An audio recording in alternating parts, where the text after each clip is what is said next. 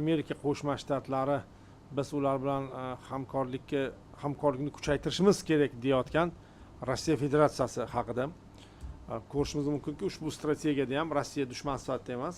Endi balki ichida nima deganini hali aniq bilmaymiz, ya'ni alohida matndagi qismida matnlari ham chiqdi, lekin umumiy mazmunda shundayki, Rossiya bilan kelishish kerak, u bilan gaplash kerak. Mana shu prinsipni olg'a surmoqda. Endi Rossiya bo'yicha mana bir qancha savollar bor. Demak, Vladimir Putin Hindiston safarida bo'lib qaytdi. Demak, asosiy masalalar o'sha neft masalasi va qurol yarog' savdosi, ya'ni legal, qonuniy to'g'risida gap ketyapti tabiiy. Va India Today nashriga intervyu bergan Vladimir Putin, agar Kiyev Donbass hududidan o'z qo'shinlarini ixtiyoriy ravishda olib chiqib ketmasa, Rossiya bu mintaqani harbiy kuch ishlatib egallaydi. Masala bitta nuqtaga borib taqaladi. Yo biz bu hududlarni kuch bilan qaytara olamiz, yoki Ukraina qo'shinlari oxir oqibat o'zi chiqib ketadi degan Vladimir Putin. Ya'ni juda keskin bayonot. Aslida bu birinchisi ham emas. Birinchisi bu Witkoff bilan Kushner Moskvaga kelgandan biroz oldin intervyu bergan Vladimir Putin aytgan edi. Yo biz shunday berishadi yoki kuch bilan egallaymiz, biz Kupyanskni takrorlashga tayyormiz degan fikrlarni aytib o'tgandi. Hop, bundan tashqari demak, Donald Trump Witkoff va Kushnerning Putin bilan muzokaralardan so'ng shunday bayonot bergan. Putinda kelishuv tuzash istagi kuchli. Ya'ni unga kelib shunday deyishgani aytilmoqda. Ya'ni garchi biz masalalarda kelisha olmagan bo'lsak-da, lekin Putinda kelishuv tuzish istagi kuchli degan fikrni aytishgan. Bu masala bor. Bundan tashqari yana endi ikkinchi savol, ya'ni mana shu yo'nalishda Ukraina bo'yicha tinchlik kelishuvi Vladimir Putinga nisbatan hibsga olish orderini bekor qilmaydi degan Xalqaro jinoiy sudning bayonotlari. Mana shular haqida Muxtor aka, ya'ni asosan uchta savolga bo'laylik. Birinchisi, Donbassni kerak bo'lsa kuch bilan olamiz degan Vladimir Putin. Ikkinchisi, kelishuv muzokaralarga istagi yuqori deyilayotgani Vladimir Putinning, va uchinchisi, Xalqaro jinoiy sudning bayonoti, ya'ni Ukraina bilan tinchlik shartnomasi tuzilsa ham biz to'xtatmaymiz deyotgan. Tinchlik bo'lsa ham degan. Ya'ni endi bu yerda bir narsa ayollashdiki, bu uzoq davom etgan muzokaralar davomida shakllangan bir pozitsiyaga o'xshaydi. Ya'ni birinchi o'rinda Rossiya bu urushda g'alabali deb taqdim etishligi uchun unga eng kamida Donbass hududini, to'liq Donbass hududi kerak. Donbass hududi hamki katta yo'qotishlar evaziga va vayron bo'lgan holatda emas, aynan Ukraina askarlari tashlab chiqqan holatda kerak. Ya'ni buni masalani mafkuraviy tarafi ham bor-da. Ya'ni ular yengildi, taslim bo'ldi, bizni qudratimizga tan berdi va bizni g'olib sifatida tan oldi degan, buni ortida keyin kuchli mafkuraviy propagandik dasturni aylantirib yuborish uchun. Va bu nima uchun kerak? Ya'ni bu urushni biz g'alabali yakunladik degan bir xulosani asoslash uchun kerak. Hozirgi tempda qaraydigan bo'lsak, haqiqatan ham shu ustunlik Rossiya tomonida, lekin kuniga 1100 ta askar yo'qotish evaziga. Va bunday tempda mutaxassislar ta'kidlab o'tgan, juda ham uzoq Ukrainani qo'lga kiritishi uzoq davom etishi mumkin va buning uchun juda ham ko'p unga harbiy xizmatchi kerak bo'ladi. Masalan, Pokrovskning o'zi qancha va bu hududlarni, bunday hududlarni yo'qotilishi, ya'ni Pokrovskga o'xshagan shaharlar ham ko'pda.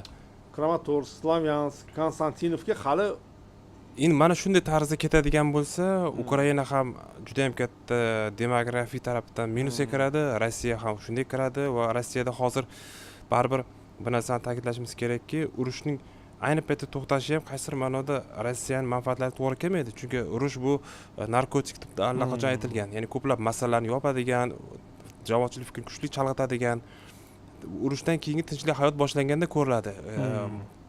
Asl Rossiya qanday ekanligi. Va bu tarafdan manfaatli, lekin katta yo'qotishlar va iqtisodiy yo'qotishlar va bu urushni uzoq davom etishligi Rossiyaning jahondagi o'rnini va Yevropa bilan bo'ladigan muloqotini muayyan darajada pasaytiradi. Ya'ni bu yerda bir narsani hal etyaptiki, ya'ni bu muammoni Amerika bilan kelishib hal qilish orqali uning uchun Yevropa ittifoqi subyekt sifatida mavjud emasligini ko'rsatadi. Ya'ni bu yerda Trampga ham Putinga ham yoqadigan bitta birlashtiradigan omil bor ekan, Yevropa ittifoqi. Ularga Yevropa ittifoqi kerak emas ekan. Ularga alohida davlatlar kerak ekan va ular o'sha alohida davlatlar guruhida Rossiya ham bo'lishi kerak. Ya'ni xavfsizlik kafili sifatida, Yevropaning bir qismi sifatida va shunda uni aynan o'zini maqsadlariga erishgan deb hisoblar ekan. Va bu yerda harbiy kuch bilan egallab olamiz degani, ya'ni qarshilik ko'rsatish befoyda degani va biz Amerika bilan muayyan darajada kelishganmiz. Amerika baribir hozir qo'llab-quvvatlovini hozir tijoriy asosda ta'minlayotgan bo'lsa ham, bu ham vaqtincha baribir shu hududlarni egallaymiz, qarshilik ko'rsatmasdan tark eting deyapti. Asosiy aytmoqchi bo'lgan gap shu. Unga demak urushsiz tark etilgan muayyan bir hudud kerak va buni u g'alabali deb taqdim eta oladi. Nazarimda shunday. Voy xalqaro jinoyat sudini xalqaro jinoyat hatto tinchlik kelishuvi tuzilsa ham bekor bo'lmaydi deyotgan. Endi bu yerda masala aytyapman-ku, ya'ni Yevropadagi buni avvalgi suhbatlarimizda aytganman yo'qmi, hozir ta'kidlashga ko'raman. Bu urush fonida qarama-qarshilik oldin 2 ga 2 edi. Ya'ni bu yerda Rossiya, Amerika, Yevropa, Ukraina. So'nggi paytlarda endi Yevropani o'yindan chiqarishga bo'lgan harakatlar bor. Ukraina taqdiri biriga bir holatda. Rossiya bilan AQSh o'rtasida. Va Ukrainani hattoki uni fikri ham, uni ortida turgan yevropaliklar ham fikri e'tiborga olinmayapti. Hattoki o'sha Moskvadagi uchrashuvning natijasiga qarab turib, Yevropadagi hamkorlar bilan bo'lgan uchrashuv bekor ham qilib yuborilyapti-da. Va shuning uchun o'ylaymanki, bu yerda asosiy masala Yevropada. Putin ham bekorga Yevropaga bosim o'tkazayotgani yo'q. Ya'ni Yevropa tezkor agar buni chekinadigan bo'lsa, bu Zelenskiyga ham yo'l ochib beradi, u ertasiga chekinadi. Chunki aytadiki, qarshilik ko'rsatish imkoniyatimiz qolmadi. Oxirgi qo'llab-quvvatlayotgan Yevropa ham chekindi. Biz hozir bizga taqdim etayotgan tinchlik sulhini qabul qilishga majburmiz. Shuning uchun ham bu yerda asosiy e'tibor ya'ni Yevropaga qaratilgan. Endi Yevropa bilan hozir xalqaro jinoyat sudini aytdingiz. Xalqaro jinoyat sudi bu institutda va uni o'zi uchun majburiyatni zimmasiga olgan mamlakatlar amal qilishni ham, uni qadriyatlarini ham o'z zimmasiga olgan. Va u mamlakatlarni roziligisiz bu bekor qilib olinishi juda ham qiyin masala. Endi bu masalaning birinchi tarafi, ikkinchi tarafi esa hanuzgacha Putin xalqaro darajadagi nolegitim siyosatchi ekanligini urg'ulash uchun bu holat kerak. Ya'ni bu orderi bor ekan, boshqa bir hududlarga bora olmaydi, faqat shu xalqaro jinoyat sudini statutini, Rim statutini ratifikatsiya qilmagan mamlakatlarga bora oladi yoki o'sha imzolagan mamlakatlar, masalan olaylik, shu Vengriyaga o'xshagan davlatga boradigan bo'lsa, u davlatni keyinchalik tanlov ostiga qo'yib qo'yadi. Ya'ni shu sudda ya'ni hanuzgacha amal qilasanmi yoki bundan chiqasanmi? Xuddi shunday murakkab bir holatni yuzaga keltiradi. Ya'ni ikkinchi tarafi bu sanksiyalarni bir qismi deb o'ylayman. Mana shu order. Iqtisodiy sanksiyalar bilan bir kompleks ko'rilayotgan narsa. Olish kerak emas, chunki bu Yevropaning oxirgi kartasida, bu o'ziga xos geosiyosiy o'yinda Ukraina agar qurbon beriladigan bo'lsa, ya'ni Yevropani o'zida ham hozir oxirigacha moliyaviy qo'llab-quvvatlaymiz degan narsa yo'q. Mana hozir misol keltirdik, Italiyada bu yerda fikr o'zgarish bor, Janubiy Yevropa mamlakatlarida o'zgarish bor. 5% NATO majburiyatini olishga rozi bo'lmagan mamlakatlar bor.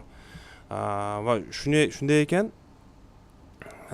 demak bu o'sha 16-19 paket sanksiyalari va Yevropada muzlatilgan Rossiyaning markaziy bankining mablag'lari bilan kompleks ravishda ko'rish kerak. Ya'ni bular Rossiyaning tiyib turish mexanizmlari. Ya'ni urushsiz siyosiy tiyib turish mexanizmlari sifatida baribir saqlanib qolsa kerak deb o'ylayman. Birinchi savolni uzr, eslatib o'tsangiz. Bosib olamiz. Agar tashlab ketmasa, Donbassni tashlab ketmasa, kuch bilan olamiz deyishi Vladimir Putin. Endi ikkinchi savol bo'lsa, ikkinchi savol bu jinoyat sudini. Yo'q, uchinchisi istagi. Ya'ni Vladimir Putin Donald Trampga shunday nima deydi, bir hisobot berishyaptiki, Vladimir Putin ham muzokaralarni tinchlikni xohlayapti degan. Yaxshi. Demak, asosiy, birinchi unutmaslik kerakki, bu holat bu qaysidir ma'noda birinchi va ikkinchi savol bir-biri bilan bog'liq savollar ekan demak. Ya'ni tinchlikni xohlash bilan urushni bosib olish to'g'risidagi savollarni unutmaslik kerakki, har qanday bermagan demoqchisiz menga hozir. Yo'q, bir-biriga bog'liq umumiy holatda, mantiqiy asosiy, ya'ni bir-biriga tinchlikni istash bilan agar tashlab chiqib ketmasa bosib Urushamiz, olamiz degan ha. savollar birga berilsa sal g'alati Ha, chiqadi. g'alati, lekin umumiyroq holatda, ya'ni ya'ni demak qaysidir gapi demak noto'g'riligini isbotlovchi holatda, ya'ni Shundan biri noto'g'ri bo'lishi kerak demoqsizlar? noto'g'ri bo'lishi. Demak, yo birinchisida noto'g'ri gapiryapti, yo ikkinchisida noto'g'ri gapiryapti-da. Bu holatda agar endi ikkinchi Jahongir aka endi masalan boshqacha ham o'ylash mumkin. Ya'ni tinchlikni istayapman o'zimni shartlarim asosida. agar tinchlikni istagan davlat hukmdori urushni boshlamaydi. Ya'ni unutmaslik kerak, men tinchlikni xohlayman deb turib urushni boshlash degani bu o'rtasida juda katta farq bor edi. Unutmaslik kerak. Tinchlik degani demak g'alaba ekanda. Ha, tinchlik degani uni shartga G'alaba. qo'yish, to'ppa-to'g'ri kapitulyatsiya ekan ma'nosida. Tinchlikni nima deb tushunishga bog'liq-da, avvalo. Avvalo masalan gapirayotganda o'sha vaqtni nima deb tasavvur qiladi? Masalan tinchlik deganda. Ikkinchidan bo'lsa, tinchlik deb boshqa davlatni bostirib kirish to'g'risida, ya'ni tinchlikni xohlayman deb turib, men urushga qarshiman deb turishni bostirib kirish o'rtasida bu juda katta farq bor. Ya'ni uni tili, amali bilan tili o'rtasida katta farq bor degani. Bu mohiyatan nima deydi? Axloqiy masala hamda bu o'zi umuman olganda siyosatdagi axloq masalasi o'zi hozir vaqtida dolzarblashib boryapti-yu. Demak, birinchi o'rindan aytish kerakki, albatta bu gapiga qo'shilsa bo'ladi. Ya'ni uni maqsadi kamida Donbass. Ya'ni Donbass hududini u egallashni maqsad qilib qo'yganlik sabablaridan biri ham unutmaslik kerakki, buni 2014 dan beri egallay olmayapsiz bu hududlarni. Bu hududlar nafaqat birinchidan urush e'lon qilinish bahonasini bor-ku, ya'ni Donetsk va Lugansk esingizda bo'lsa, urush e'lon qilinishga asosiy sabablardan biri 2022-yil 22-23 fevralda ushbu hududlar mustaqilligini tan olish bo'lganda, lekin ular o'zini xuddi mana Abxaziya bilan Janubiy Osetiyadan chiqib ketayotganda ham aytilgandi-ku, ya'ni biz bu davlatlar mustaqilligini tan olamiz, shuning uchun ham bu davlatlarning ma'muriy chegaralardan chiqib keta olmaymiz deb Sarkozy bilan tuzilgan bitimini ham qaysidir ma'noda Sarkozyning ustidan kulgandi-ku, shuncha shartnomani bekor qildirib qo'ygandi-da.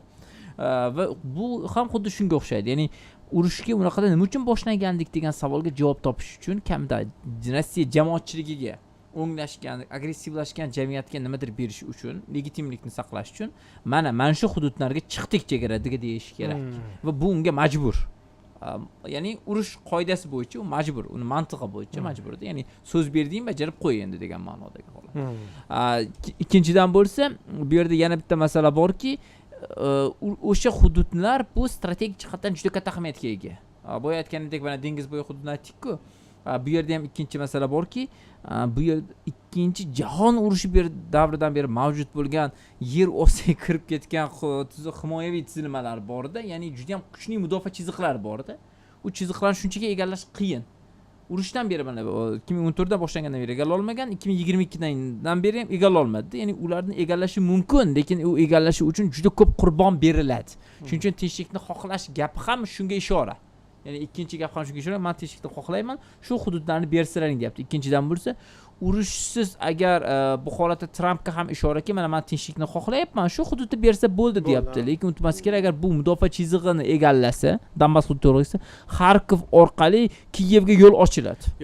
Ya'ni strategik jihatdan noqulay. Buni Vladimir Putinning o'zi alohida bayonot bilan aytdi. Nega dedi, Pokrovsk, ya'ni Rossiyada bu krasnoarmiysklar hali ham Pokrovsk masalasi nega ko'p tilga olinyapti degan savollarga javob berganda aytdiki, chunki bu Ukraina uchun ham, biz uchun ham dedi Vladimir Putin muhim nuqta.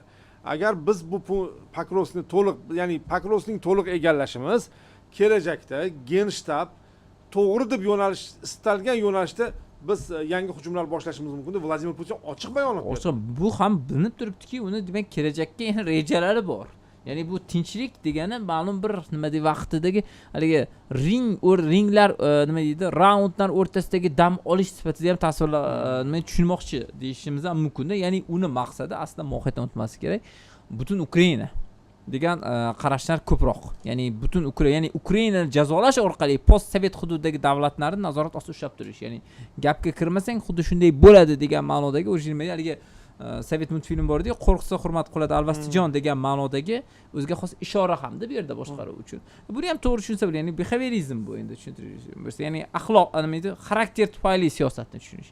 Demak, tinchlikni xohlash masalasi bo'lsa, bu nima deydi, men buni hatto nima deydi, tahlil qilish ham biroz noo'rin deb hisoblayman. Ya'ni tinchlikni xohlaydigan odam urushni boshlamaydi va bu gap ko'proq Trampga ishora, ya'ni men tinchlikni xohlayman deb ishontirish. Bu Steve Uitkovning gapi. Steve Uitkovning gapi. Ya'ni unutmaslik Yo, albatta. kerakki, bu yerda u Rossiyadan kelib chiqqan va ko'proq mana golf o'ynash bilan mashhur. Armiyada xizmat qilgan, xuddi Tramp singari u ham urush vaqtida nima deydi?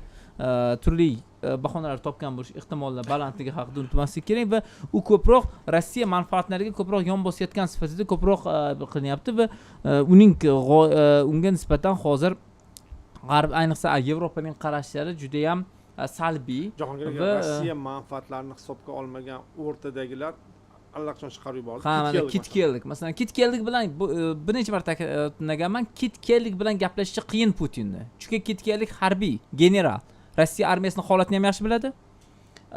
U AQSh armiyasining holatini ham yaxshi biladi. Pozitsiyalarini juda yaxshi biladi. Razvedka xabarlarini biladi. U Steve Witkoff faqat golf o'ynashni yaxshi biladi. Unga armiya haqida xohlagancha gapirsangiz va tarix haqida xohlagancha gapirsangiz bo'ladi-da unga-da. Bu gapingizni asoslaydigan yana bir masala borki, mana yaqinda Zelenskiyni oldiga Zelenskiyni tezroq ko'ndirish uchun Tramp generalni jo'natdi, Driscollni jo'natdi. Ha, xuddi ya'ni u general biladigan ahvolni, ya'ni harbiylar bo'lmaydi uni. Harbiy bo'yicha siyosat qila olmaysan. Albatta, ular aniq aytishadi, aniq aytadi. Bu holating bunaqa nimaga aldaysan deydi turadi, bo'ldi. Uni aldamoqchi bo'lsangiz o'zi nima deydi, darrov nisbatan salbiy oqibatga olib kelishi mumkin harbiylar bilan. Endi 3-chi asosiy masala borki, ya'ni bu yerdagi xalqaro jinoyat sudining fikri, ya'ni pozitsiyasi bo'yicha Muxtor akaning fikrlariga qo'shilaman. Unutmaslik kerak, bu yerdagi Yevropaning asosiy kuzurlaridan biri bu. Va bu Trampning qarorlariga ham qaysidir ma'noda ishoraki, sani tinchlik bo'yicha shartnomangni ahamiyatini pasaytirib yuboradi. Bizda ham ta'sirimiz bor deb unutmaslik kerak. Xalqaro jinoyat sudining markazi ham Yevropada joylashgan. Unda bosh prokuror Karimxon. Endi buni unutmaslik kerakki, Yevropa davlatlari birlashgan holatdagi pozitsiyasini ular ochiq aytishmasa ham xuddi shu tashkilotlar orqali bildirishmoqchi. Va boya aytdik ko'rsatuvimiz boshida, futbol bo'yicha gapirganda unutmaslik kerakki, futbol bu xalq uchun juda katta bayramda. Xalq uchun bayramdan ayrilib qolish siyosatchilar uchun katta bu nima deydi, yomon oqibatlarga olib kelishi mumkin. Va UEFA ham bor, unutmaslik kerak. Rossiya FIFAga Jahon chempionati boshqa holatlarda qatnashishi avvalo Yevropa davlatlarining pozitsiyasiga bog'liq. Va Infantinoning mana Trampga alohida tinchlik bo'yicha mukofotni joriy etib, u menimcha bu eksklyuzivda bu, ya'ni faqat Tramp uchun atalgan deb o'ylaymiz-da. Bu keyinroq bekor qilinsa ham kerak, Tramp prezidentligidan keyin bo'ldi, endi bir borada bo'ldi deb. Unga berishini orqasida ham siyosiy maqsad turibdi. Buni qisman mana shu mukofotlar bilan nima qilish, ko'ndira olish va Infantinoni ehtimol biz agar keyingi yil oraliq saylovlarda yana respublikachilar g'alaba qozonsa, Infantinoni qaysidir Yevropa ittifoqining tashqi masalalar bo'yicha komissari Kaya Kallasning o'rnida yoki uning yordamchisi sifatida ham ko'rish ehtimolimiz bor deb o'ylayman. Ya'ni bu holni foydalanish ehtimoli yo'q. U shvetsariyalik.